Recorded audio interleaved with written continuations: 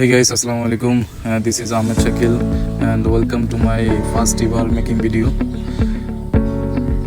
আজকে আমি একটি গভর্নমেন্ট জবের সার্কুলার এবং এটাতে কীভাবে অ্যাপ্লাই করতে হবে সে বিষয়ে কথা বলবো। তোমরা ইতিমধ্যেই হয়তো জেনে গেছো যে বাংলাদেশ নৌবাহিনীতে 2025 আলফা ব্যাচের নাবিক ও এমডিসি পদে জয়নিং সার্কুলার পাবলিশ হয়েছে।